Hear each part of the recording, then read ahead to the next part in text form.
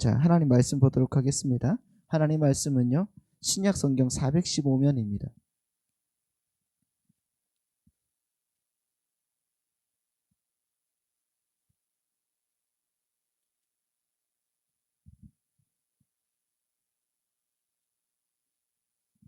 자, 신약 성경 415면 요한계시록 16장 4절로 7절 말씀 보겠습니다.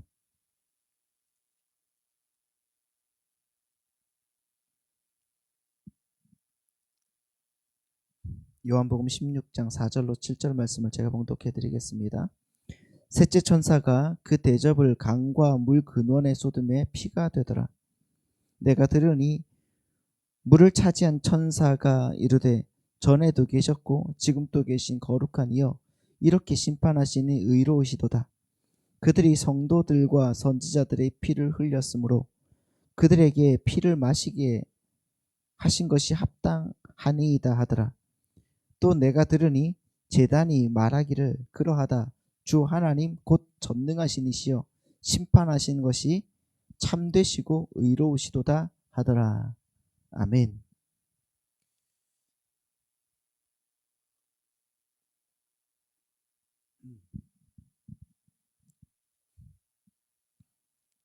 지난주에 우리가 이제 첫 번째, 두 번째 대접을 쏟는 장면에 대해서 한번 생각을 해봤어요.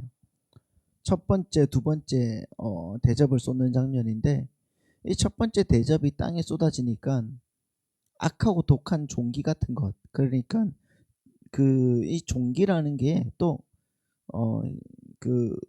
헬라어 성경으로 보니까 종양이라는 말도 돼요. 그러니까 아무튼 그게 사람들에게 악하고 악한 종기, 악하고 독한 종기가 사람들에게 생겼다. 악하고 독한 종양이 사람들의 몸에 퍼졌다. 이렇게 말씀. 그런데 이 악한 종기, 이 종양이 짐승의 표를 받은 자들에게만 임했다. 그랬단 말입니다. 그렇죠? 근데 이 재앙들은 여러분들도 계속적으로 말씀을 드렸으니까 이 재앙들은 뭡니까? 이 재앙들은 같은 재앙이에요. 그러니까 같은 재앙인데 달리 보이는 재앙이라고 했습니다. 다시 말해서 시간 순서에 따라서 이것이 이제 이 재앙들이 인해 재앙, 나팔 재앙, 그리고 또 오늘 대접 재앙이다 이렇게 말하는 것이 아니라 큰 화면에서 한 번에 딱 이렇게 영상이 나오는 건데 사도 요한이 자기가 본 재앙들을 이렇게 풀어서 여기서 보니까 이 재앙은 이거더라. 여기서 보니까 이 재앙은 이거더라. 이렇게 이제 설명해 놓은 거란 말이죠. 그러니까 이 재앙들은 세대주의자들의 설명과 같이 우리가 곧 휴거가 돼가지고 우리는 이제 예수 믿는 사람들은 다 올라가고 사라지고 죄인들은 여기에 남아서 이 재앙들을 감당하고 지옥에 간다는 말이 아니에요. 그게 말이 아니라 짐승의 표를 받은 자들에게만 임한다. 이렇게 말하고 있죠. 자, 짐승의 표를 받은 자들에게만 임한다는 이 표현은 이 땅에서 내리는 재앙의 어떤 영적인 국면을 우리에게 설명해 주고자 하는 말씀이란 말이에요. 그러니까 육체적인 어떤 몸이 올라가고 육체적으로 이 사람들은 다 고통을 받을 거야 라는 이런 말들도 어떻게 보면은 말이 될 수도 있겠지만은 이 말씀은 뭐냐고 하면은 이 재앙에 있어서의 모든 말씀들은 영적인 의미도 우리에게 포함이 된다는 거예요. 그러니까 재앙의 영적인 국면을 우리에게 설명해 주는 거죠. 그렇게 보면은 이 재앙들이 짐승의 표를 받은 자, 그러니까 이 짐승의 표를 받은 자들이 누구예요? 죄인들이잖아요. 이 죄인들에게는 뭐가 되는 겁니까? 재앙이? 진짜 재앙이 되지만은 심판이 되는 거지만은 우리 그리스도인들에게는 오히려 이 재앙이 뭐가 되는 거죠? 우리가 합력하여 선을 이루게 되는 그 은혜의 수단이 된다는 거죠. 그거란 말이에요. 그러니까 모든 사람은 함께 이 재앙을 받고 있어요. 그러니까 그들이 받는 재앙을 우리도 동일하게 동시에 받고 있지만은 우리는 거기서 하나님의 은혜를 읽어낼 수 있는 능력을 부여받은 사람이라. 그러니까 창세전에 하나님께서 택하실 때에 그 은혜 안에서 우리가 들어가게 만들어 놓은 거란 말이에요. 그래서 우리는 사람들이 재앙이라고 할지라도 우리에게는 그게 뭐다? 하나님의 선을 이루는 도구다. 할렐루야. 그렇게 여러분 믿으시기 바랍니다. 아멘. 그런 은혜 속에서 하나님의 말씀을 볼 수 있는 실력 있는 우리 성도님들이 되셔야 됩니다. 혹시 지난주께 이해가 안 되고 지지난주께 이해가 안 되면 지난주 영상을 보셔야 돼요. 보셔서 여러분 뭐 설교를 뭐 잘해서 보라는 게 아니에요. 저도 제 실력을 알아요. 제 말투도 알고 정말 또 보기 힘든 것도 아는데 그래도 여러분들이 이 말씀들을 이해하려고 하면은 계속적으로 보셔야 돼요. 계속적으로 들으셔야 돼요. 이해가 안 되면 몇 번이고 다시 보시기 바랍니다. 그리고 오늘부터 이제 4절 말씀 보는데 이 4절 말씀 보시면은 세 번째 천사가 대접을 쏟아요. 그렇죠? 세 번째 천사가 대접을 쏟는데 어디에다 쏟는가? 4절 말씀 한번 같이 보겠습니다.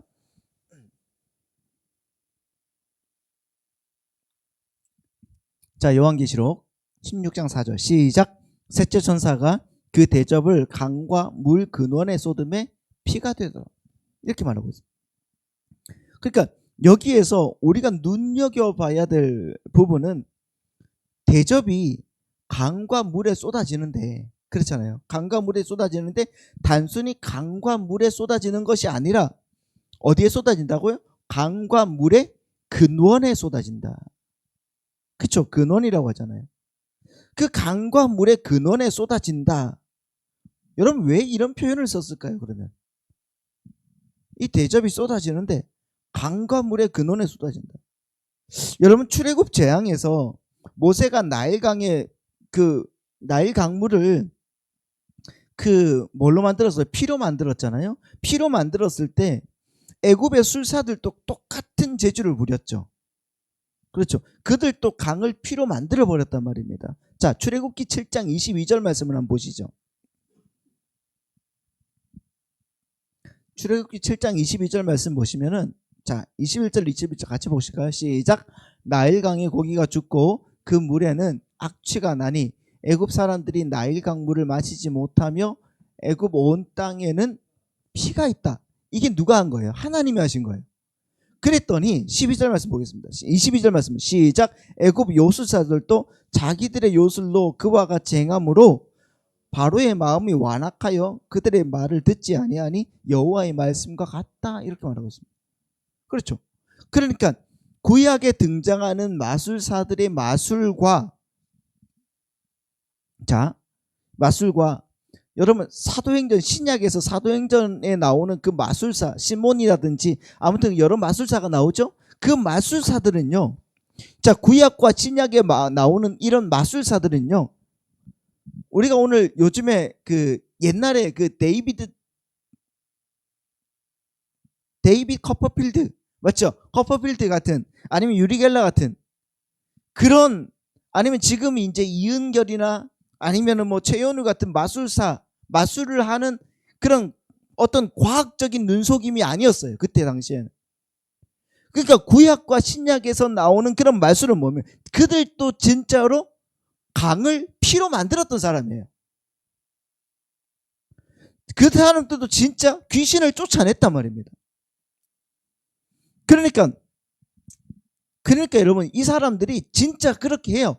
했으니까 뭐라고 그래요? 마태복음 7장에서 예수님 앞에 갔던 그 사람들이 뭐라고 합니까? 주님, 제가 주님의 이름으로 귀신도 쫓아내고 주님의 이름으로 선지자 노릇했다니까 이렇게 말하는 거예요. 그들의 진정한 능력을 가지고 했다는 거예요. 그런데 왜 내가 이렇게 살아왔는데 이렇게 행해왔는데 왜 나를 모르신다고 하십니까? 그렇게 얘기했다는 거. 그들이 진짜로 그렇게 강을 피로 만들었다니까요. 그런데 주님은 이 강을 피로 만들 수 있는 자들보다 어떻게 하다는 거예요? 더 위의 것을 주님께서는 뭐예요? 근원을 아예 박살내버리신다는 거죠. 자, 그래서 강과 물의 근원이라고 하는 강과 물의 근원. 근데 여기서 강과 물의 근원이라고 할 때 이 근원이라는 말은요, 헬라어로 폐계라는 말이에요. 폐계. 이 폐계라는 말인데 이 말은 여러분 물의 근원이 뭡니까? 물의 근원? 물의 근원을 다른 말로 하면 수원이죠. 경기도 수원이 아니라 수원이에요. 그러니까 강의 수원은 여러분 우리나라 한강의 수원은 어디에 있어요? 저기 태백산 뭐 거기 있잖아요. 그 수원을 피로 만들어 버리면 어떻게 되겠습니까? 이 땅의 모든 강은 다 피가 되는 거예요. 그러니까 이제 하나님의 재앙은 그 얄팍한 술수나 재주로 흉내낼 수 없는 완벽한 재앙이라는 것을 우리에게 보여주는 거예요.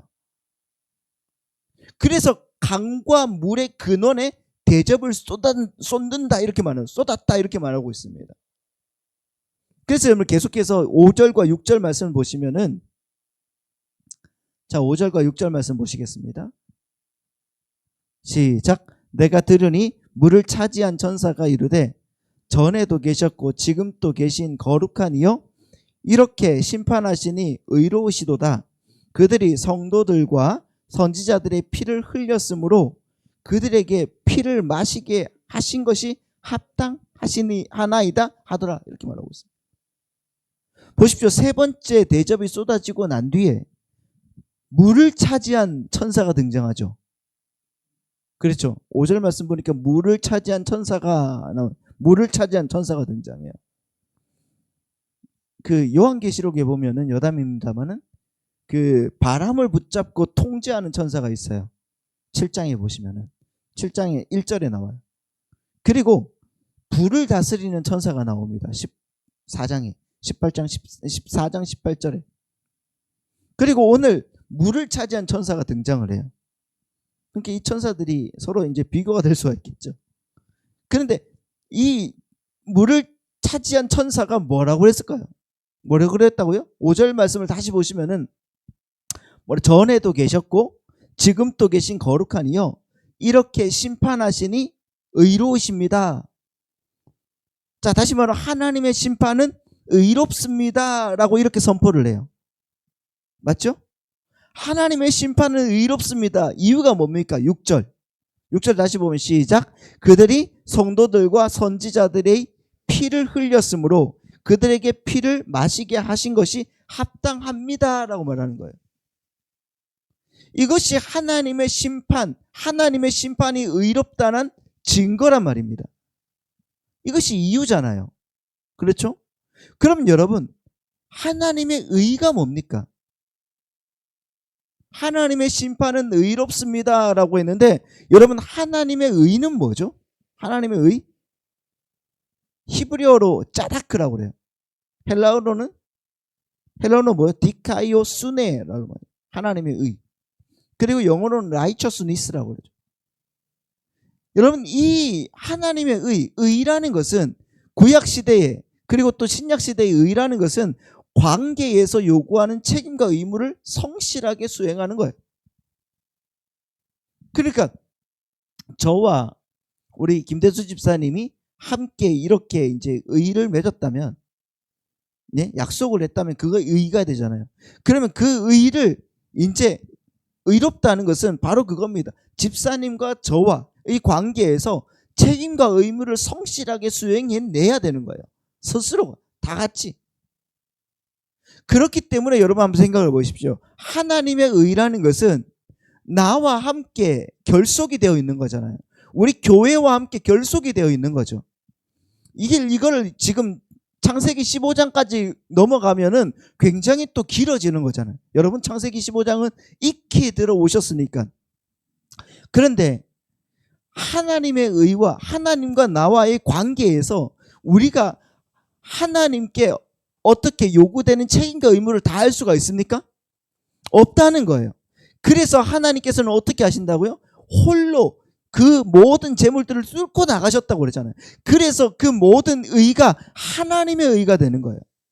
우리는 지키지 못하지만 하나님은 나는 너희들을 위해서 다 지킬게. 그게 바로 하나님의 의라는.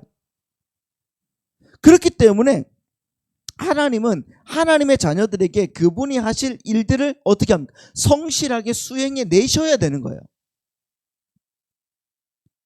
그렇죠? 하나님의 의는 그런데. 그런데 어떤 자들이 보세요. 하나님의 자녀들에게 피를 흘리게 했단 말이에요. 어떤 자들이 하나님의 백성들에게 피를 흘리게 했단 말입니다. 그러니까 하나님은 얘네들을 어떻게 해야 돼요? 그렇게 되면 죽여야죠. 복수해 주셔야 되는 거예요. 그렇기 때문에 하나님이 그들을 심판하신다는 것은 의로우시도다, 이렇게 얘기하시는 거죠. 할렐루야. 그러니까 물을 차지한 천사의 그 선포는요, 이렇게 악한 세력들은 성도들로 하여금 피를 흘리게 한 자들이기 때문에 그들도 역시 그 피에 상응할 재앙을 지금 그들의 시간 속에서 받게 하시는 것이고요. 또한 앞으로도 영원한 보복을 당하게 될 것임을 이미 선언한 동시에 그 일은 하나님의 의로우심에 의해서 발현되는 것이기 때문에 필연적이라는 것을 지금 우리에게 설명하고 있는 것입니다. 피력하고 있는 거죠. 그게 지금 물을 차지한 천사의 선포라는 거예요. 저 이해가 되시죠? 자, 그들이 어떻게 되는가 한번 보시겠습니다. 자, 요한계시록 18장 5절 6절 말씀 보시죠.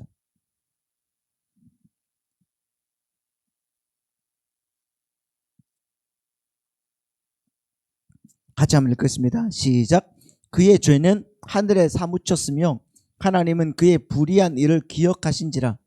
그가 준 그대로 그에게 주고 그의 행위대로 갑절을 갚아주고 그의 섞은 잔에도 갑절이나 섞어 그에게 주라, 그런단 말이에요. 하나님은 어떻게 하신다는 거예요? 반드시 복수하신다는 거예요. 보복하신다는 것입니다. 하나님은 반드시 갑절이나 되갚아 주시는 분이시라는 거예요. 하나님은 이렇게 복수해 주시는 하나님이시다. 믿으십니까? 그런데 이 원리는 성도 여러분에게도 그대로 적용이 되는 거란 말이에요. 여러분이 지금 누군가를 미워하고 거짓을 행하고 있고 험담을 하고 있고 시기를 하고 분을 내고 있다면 여러분에게도 똑같은 재앙이 임한다고 말씀하고 있는 거란 말이에요. 하나님은 반드시 뭐 한다는 거예요? 복수를 하시고 보복을 하시는 분이시다. 그런데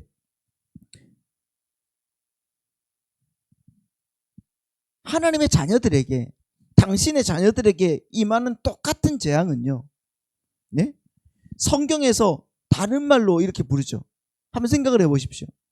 하나님의 자녀들, 하나님이 택한 자들이 하나님, 이게 똑같이 하나님 복수하신다고 말씀을 드렸는데, 우리가 하나님의 자녀들이라고 하면은 하나님의 자녀들에게 임하는 재앙은 성경에서는 다른 말로 부른단 말이에요. 그 말이 뭡니까? 바이데이아, 즉 징계라고 부르는 거예요. 세상 사람들, 다시 말하면 하나님이 택하지 않고 그들에게는 심판이 되지만은 우리에게는 뭐가 된다고요? 징계가 되는 거예요. 징계. 성경은 그렇게 불러요. 그러니까 여러분이 예수를 믿고 계속 행복하지 않고 괴롭고 하나님 이러실 수가 있어요? 이런 이유가 뭐라고요? 다분히 우리의 책임이 있는 거란 말입니다. 이렇게 하나님은 철저하게 자기 자녀들의 편이 되시는 거예요. 하나님은 그분의 자녀들만을 위해서 이 우주를 경륜하고 계신다는 것을 믿으시기 바랍니다. 여러분 생각을 해보세요. 아브라함 시대에 수많은 열왕들이 있었습니다. 그렇죠? 그 창세기 13장에 보면은 열왕이 있었어요. 왕이 있었다고요. 수많은 왕들이 있었고 수많은 지도자들이 있었어요. 그런데 그때 누구만 택하셨다고요? 아브라함만 택하셨어요. 그런데 하나님의 눈에는 생각을 해봐, 아브라함만 보이는 거예요. 그리고 하나님은 아브라함만 쫓아다니시죠. 그리고 그 수많은 위대한 사람들이 있었음에도 불구하고 하나님은 아브라함에게만 너는 열국의 아비가 될 것이라고 말씀하시지 다른 사람들에게 말씀하지 않으셨다니까요. 생각을 해보시죠. 그 당시에 그 바벨론, 갈대아우르, 그 엄청난 문명이 있었음에도 불구하고 여러분 그때에 수세시 과장실이 있었던 그 문명을 사람들은 여러분 그들의 왕들을 엄청나게 존경했겠죠. 하지만 하나님은 아니시라는 거예요. 다른 사람들에게는 하나님이 말씀하지 않으세요. 오직 누구에게만? 아브라함에게만. 그것과 마찬가지로 하나님의 눈에는 우리 교회만 보입니다. 그걸 기억하셔야 돼요. 하나님의 눈에는 우리 교회만 보여요. 여러분만 보인단 말이에요. 우리 교회 중에 마지막 구원을 받을 한 사람, 그 한 사람이 이제 딱 구원받게 되면은 이 우주를 붙들고 있는 하나님의 힘을 놓아버릴 거예요. 하나님께서 놓아버릴 거란 말이에요. 그러면 그때 인류는 멸망하게 되는 거죠. 여러분이 존재하는 한. 그래서 이 우주는 계속 돌아가는 거란 말입니다. 아시겠습니까? 그러니까 우리 성도님들이 얼마나 귀하고 존귀한 존재인지를 여러분 늘 기억하셔야 되는 거예요. 나는 이렇게 존귀한 자다. 할렐루야. 소돔과 고모라를 한번 생각을 해보십시오. 하나님께서 그 소돔 땅을 멸하실 때 뭐라고 그랬습니까? 야, 의인 10명만 있으면 내가 저 소돔 땅을 멸하지 않을게 라고 그랬잖아요. 의인 10명만 있으면.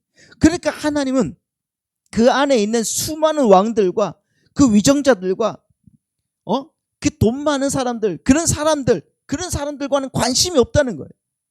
그 안에 있는 단 10명의 내 백성을 위해서 그 성을 존재하게 만드신다는 것을 우리에게 보여주는 거란 말입니다.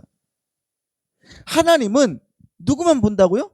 우리만 보는 거예요. 하나님은 우리 장로님만 보십니다. 하나님은 우리 집사님들만 보시는 거예요. 믿으십니까? 그걸 여러분 기억하셔요. 그렇기 때문에 하나님은 우리를 위해서 복수해 주시는 거예요. 그리고 혹시 내가 못하면 어떻게 하면 징계해 주시는 거예요. 하나님의 복수는 우리에게는 징계니까. 그러니까 여러분들이 복수하려고 하지 말라는 거예요. 아까 우리 시큰했던 말이 그거 아니에요. 여러분들이 여러분의 돈 가지고 복수하려고 하지 말고, 여러분들이 여러분의 어떤 정치력으로 복수하지 말요. 여러분이 여러분의 발발로 복수하지 마십시오. 이걸 여러분 마음속에 딱 넣어두고 계속 되뇌이셔야 되는 거예요.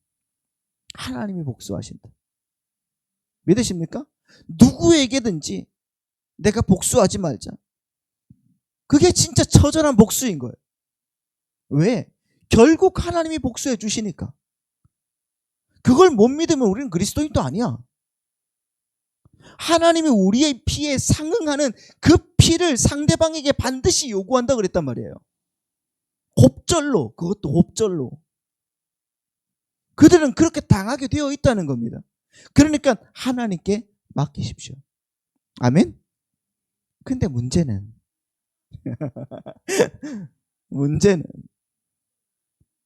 여러분이 정말 그 하나님의 자녀로서, 성도로서 세상 사람들에 의해서 공격을 받고 계시냔 말이에요.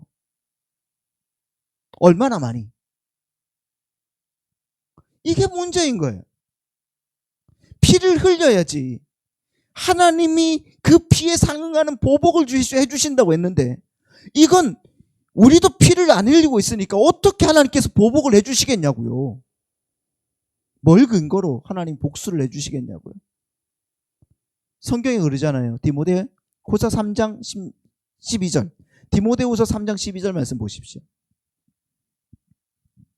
시작. 무릇 그리스도 예수 안에서 경건하게 살고자 하는 자는 뭘 받는다고요? 박해를 받는다고요. 박해를 받아요. 우리는 분명히 이러한 피를 흘리게 되어 있어요. 흘리셔야 되는 겁니다. 우리는 우리의 경건한 삶 때문에 세상이 우리를 미워하고 조롱하는 그런 피를 흘리는 삶을 어떻게 한다? 살고 있어야 된다는 말입니다. 그래야지 하나님이 그 피의 값으로 복수를 내주시죠. 배나.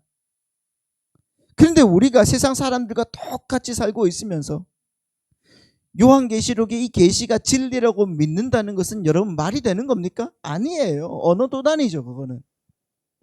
아니, 요한계시록은 분명히 성도는 피를 흘리게 되고 그렇게 죽게 될 것이고, 하나님은 그 복수로 그 피에 상응하는 대가로 세상을 심판하실 것이라고 말씀하고 있는데, 피를 흘리는 사람이 없으면 어떻게 되는 거예요?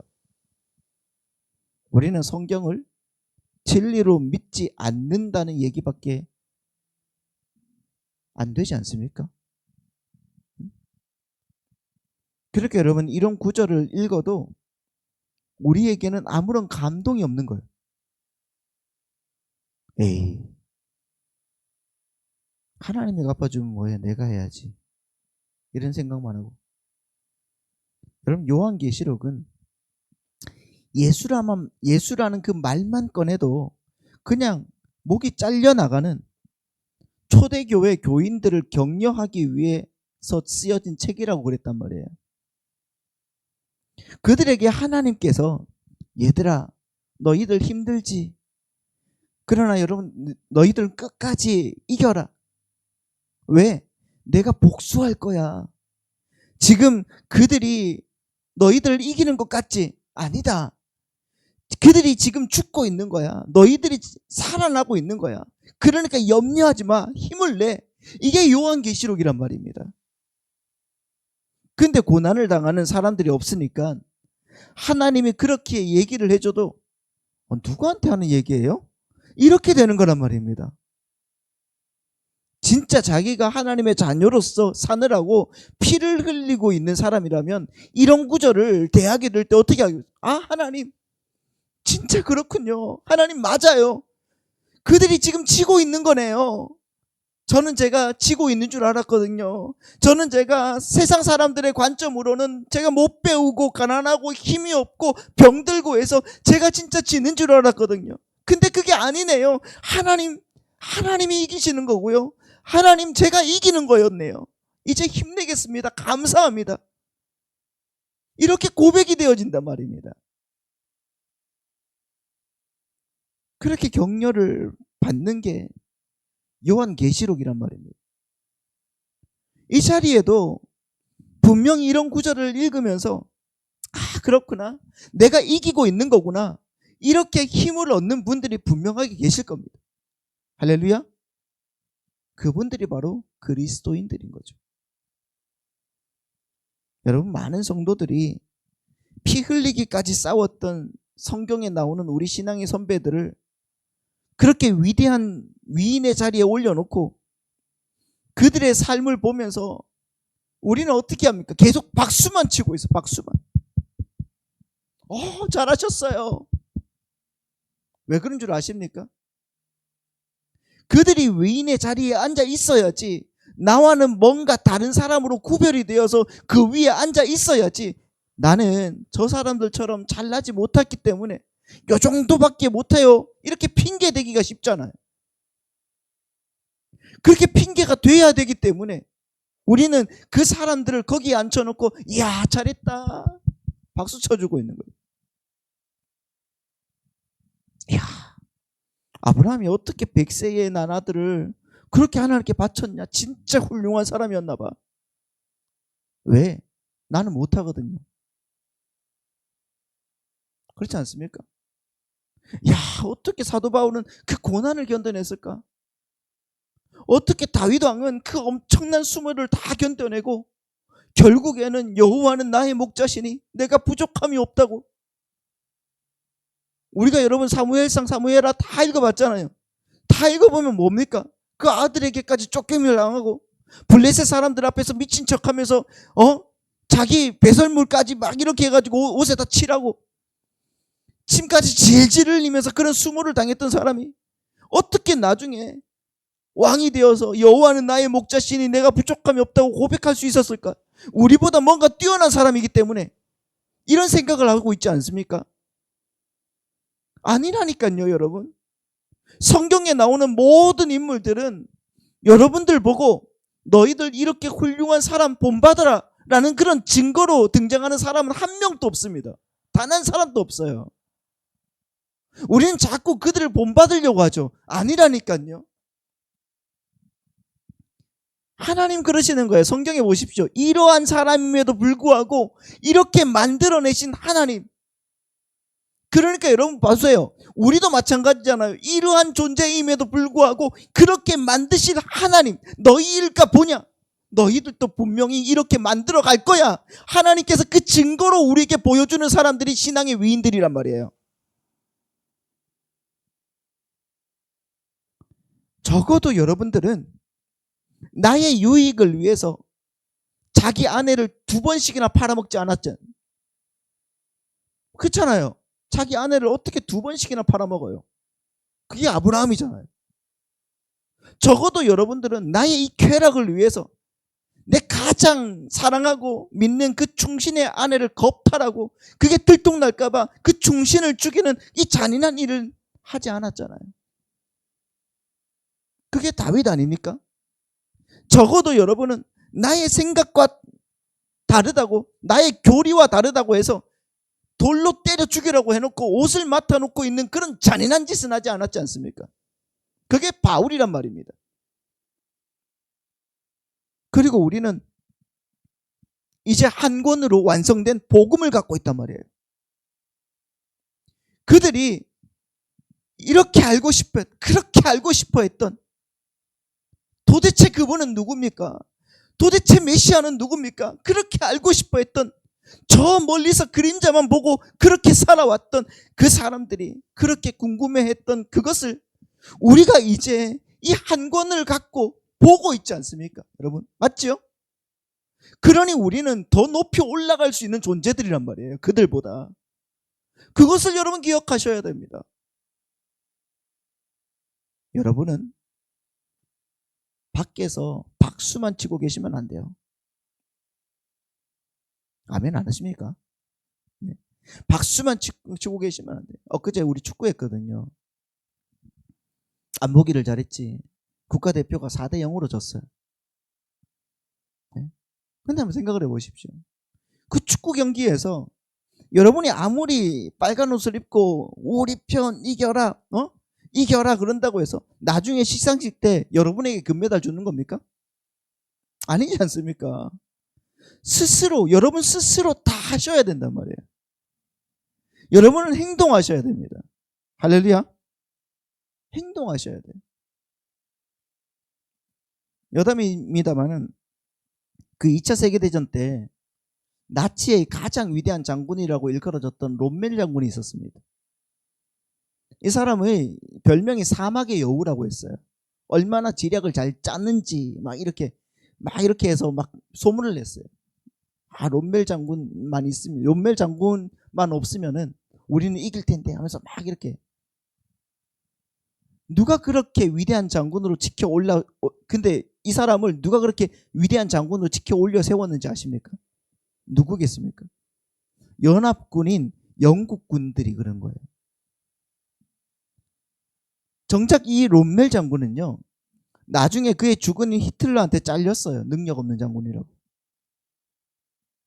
그런데 왜 사막의 여우 이런 별명까지 붙여주면서 그를 위대한 장군으로 지켜 올려 세워줬는지 아십니까? 이 사람을?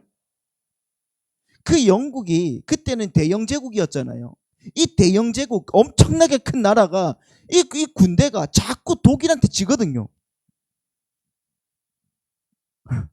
자꾸 져요. 그래서 뭔가 핑계를 만들어야 되는 거예요. 그 핑계가 상대방의 엄청난 장군이 있어서 그 장군 때문에 자꾸 진다. 그 핑계를 만들기 위해서 그 롬멜을 영웅으로 만들어 놓은 거예요. 혹시 여러분 우리가 성경의 인물들을 뭐 아브라함이나 다윗이나 뭐 바울이나 아니면 여러분들이 존경하는 분들이 계시잖아요. 아니면은 종교개혁자들 뭐 칼빈이나 루터나 아니면 마틴 로이드 존스나 조나단 에드워드나 헤르만 바빙크나 아무튼 이런 사람 뭐 그레션 메이첸 같은 사람, 이런 훌륭한 목사님들의 삶을 영웅화시켜 놓고 나는 못하고 있는 것에 대한 핑계로 삼지 않는지를 한번 생각을 해봐야 되는 거예요.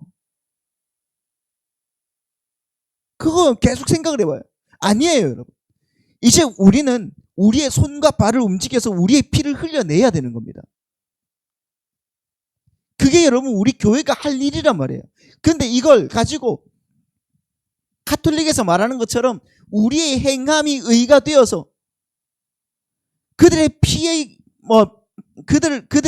공로로 의가 주어지고 어떤 연옥에서 벗어나거나 아니면은 뭐 천국에 가거나 하는 게 아니란 말입니다. 이거는 여러분 있을 수가 없는 일이에요. 그거는. 그러나 여러분 창세전에 하나님께서 택하신 주의 백성들을, 하나님의 은혜가 주어진 사람들은 그 은혜가 여러분들을 지배하고 나가고 있기 때문에 그 은혜가 반드시 피 흘리는 삶을 살게 만드신다는 거죠. 그것에 의해서 여러분 우리는 감사할 수 있는 자들이 되어야 되는 거예요. 그걸 여러분 여기에서 우리가 두려워하지 말라는 거예요. 여러분 자꾸 교회들이 여기에서 자꾸 두려움을 심어줘요. 교회들은 여기에 두려움을 심어주면 안 되는데 자꾸 두려움을 심어줘. 너희들 힘들지? 그러니까 그런 거 하지 마. 아니요, 우리는 피 흘리기까지 가야 된다니까요. 가야죠.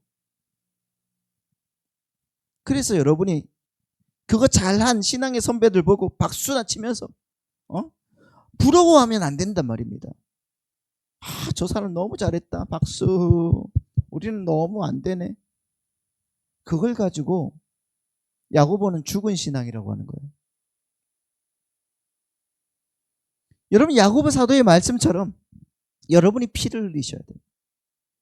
그래야지 하나님이 마지막 날 갚아주신다니까요.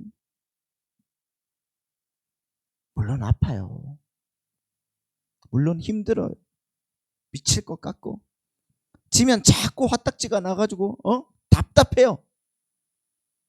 우리 집사님도 요즘에 뭐 일하고 막 들어오면 씩씩거리고 들어와요. 들어와가지고 어떻게 저렇게 되나. 갚아주신다니까요. 그 안에서 그리스도인처럼 사십시오. 세상과 똑같이 살면 안 되지 않습니까?